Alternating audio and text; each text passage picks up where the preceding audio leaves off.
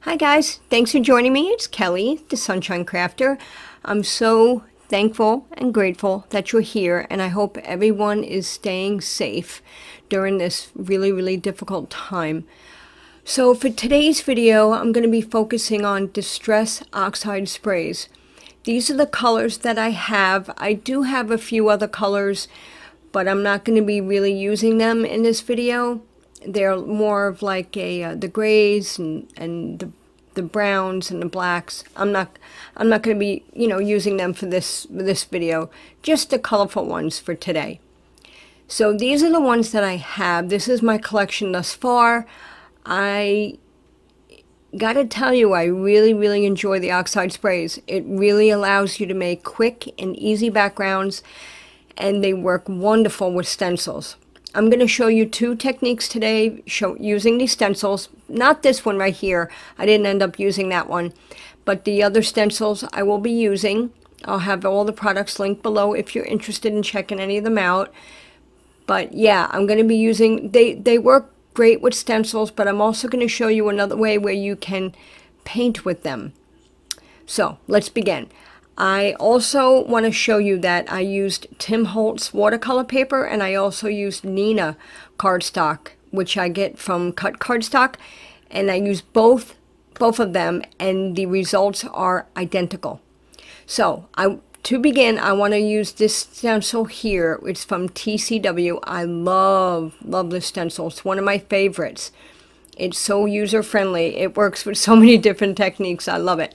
Did you see that plastic I peeled off my stencil?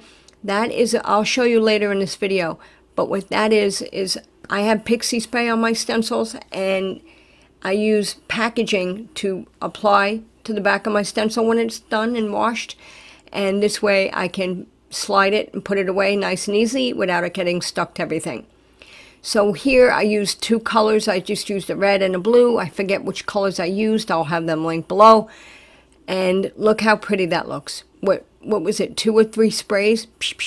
And there you have it. I mean, it was just lickety-split, easy peasy.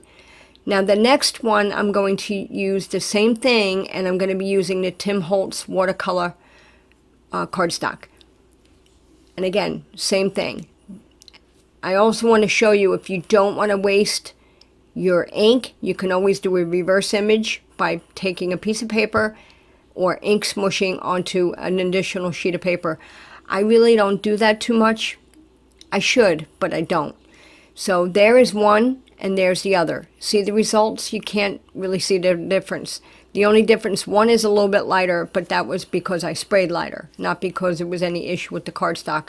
So any cardstock you have will work perfectly with the Distress Oxide inks.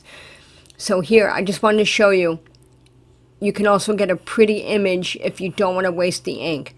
I typically just wash mine off, dry it, and it's still a little sticky, and that is why I put the clear piece of transparency packaging on it.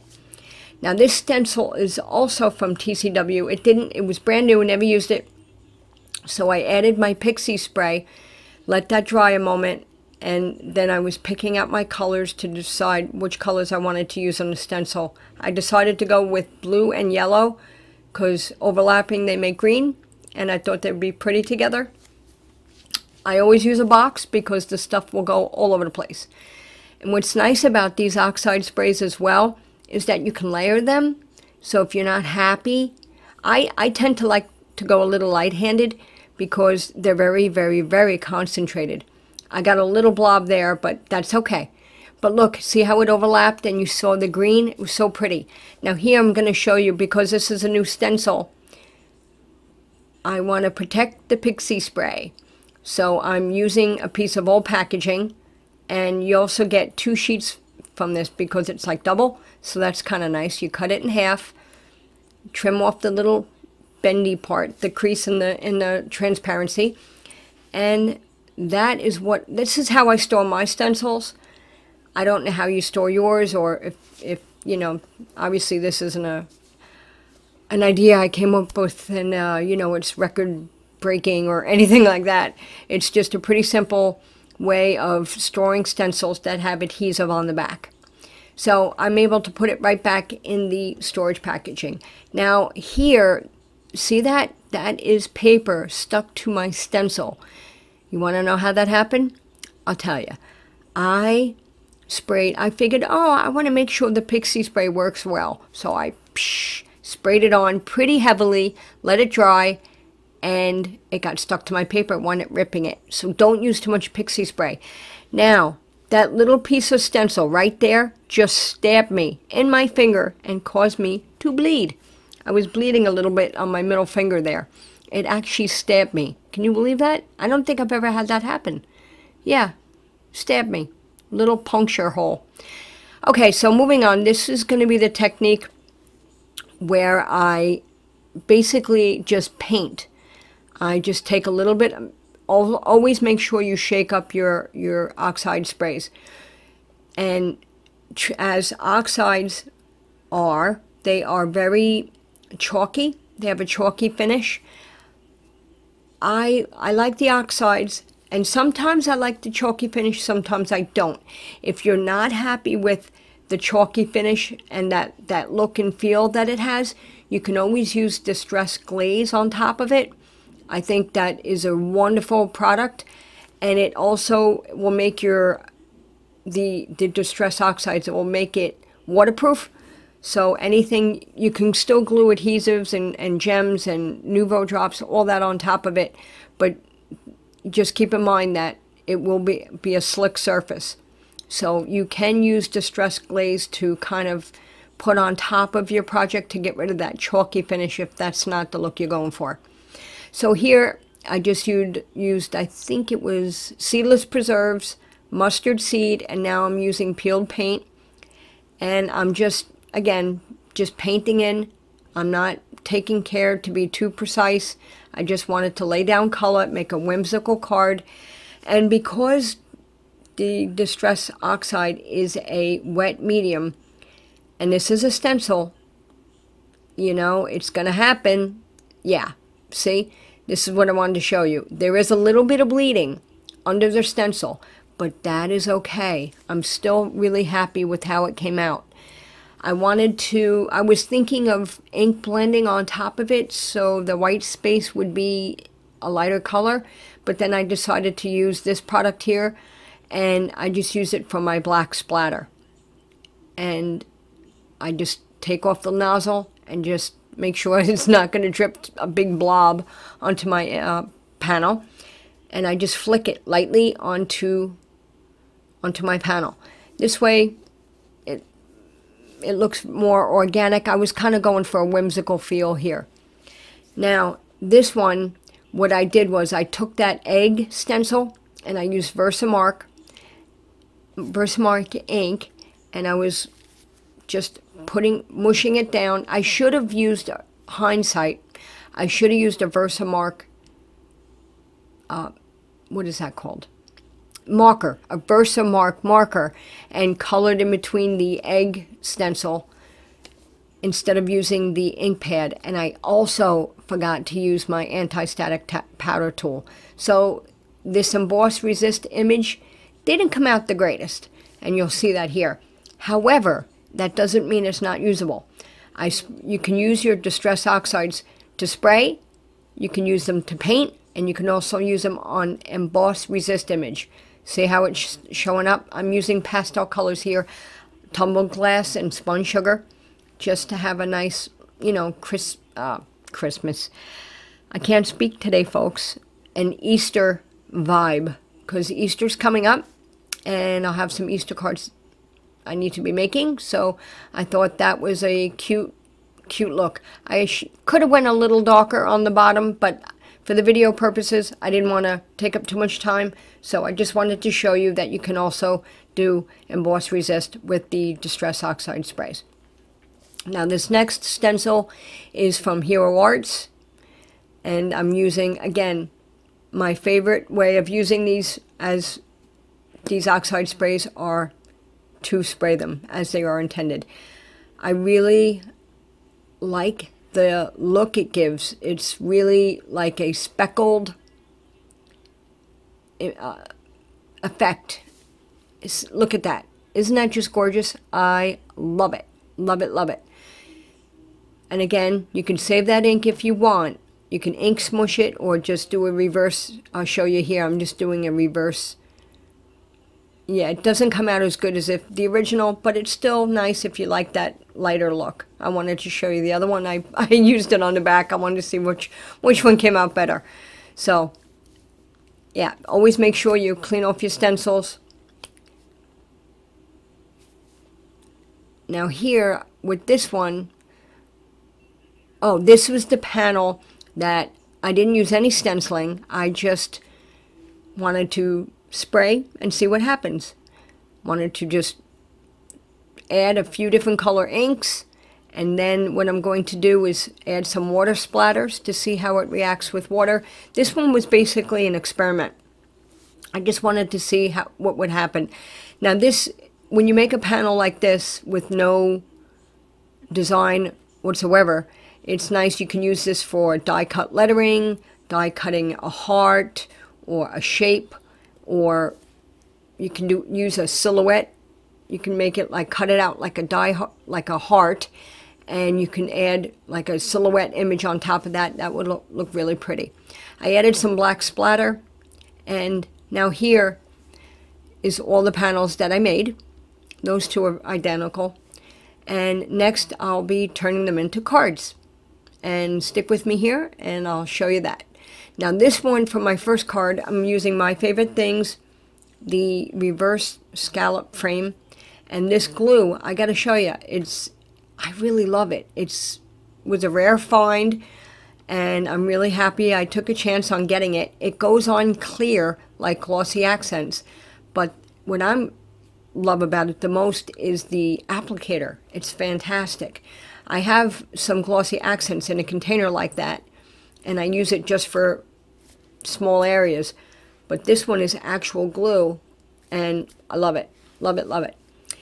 So, moving on, I'm adding now, I added my frame to my panel, and I'm adding it to my A2 card base, which is 110 pound Neenah. Holding that on there because sometimes it will slide and then my panel will be off center, and that drives me absolutely crazy. And now here for my sentiment, I'm using the inside part from my panel that I cut my frame from. Don't want to waste any cardstock. I try to use up every little bit. So I'm stamping Hello Friend from my favorite things. I think it's called Lots of Hellos. I forget the name of the stamp set, but I'll have that link below. And I really love the script and the print font in this set. There's quite a few really, really cute sentiments. They're large, and I just love this set. I'm really happy I got it. I got it when I was at an event for Kathy Rakusen's coloring road trip. So yeah, that's when I got that. I'm really happy I got that. Now I'm ripping the edges here, and for, again, just a different look. With these cards, I'm going for a really organic, whimsical type of vibe here. And I ripped the edges. Now I'm going to do some silver dipping.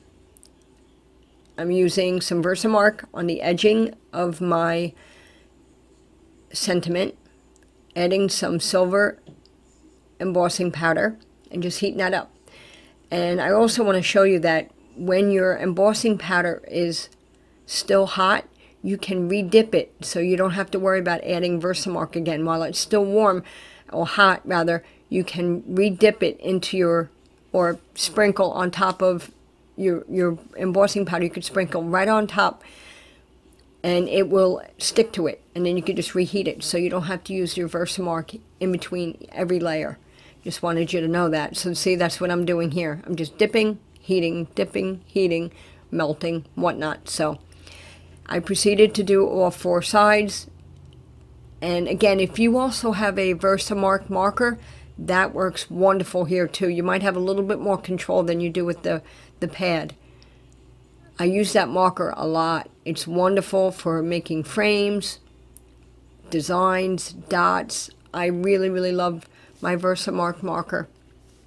And it's also great because it has a brush nib and a bullet nib, so you can get two different looks. I highly recommend that for every crafter to have in their stash. So I did all 4 sides here, and it really gives a really cool look with the ripped edges and the silver dipping on there. I really like the way that came out. And when I add that to my card panel, you see I'm going to put some foam underneath the bottom of my sentiment.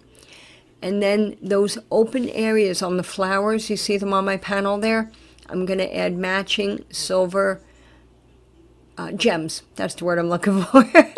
Silver gems to the centers of my little flowers that are on my panel.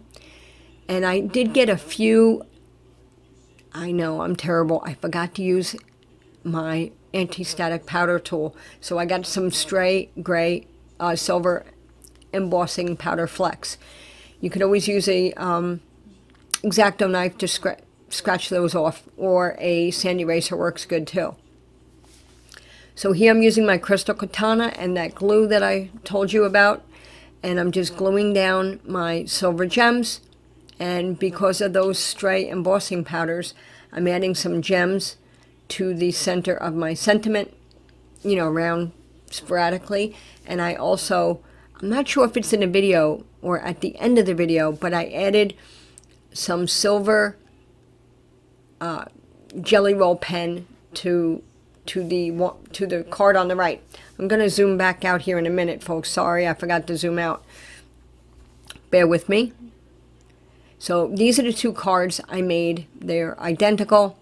The only difference is the gems on the sentiment versus the gems not on the sentiment. There we go. I zoomed out. So, yeah. Now, this card, again, you see this panel here, this card? I had made 20 of those for my daughter's Girl Scout troop.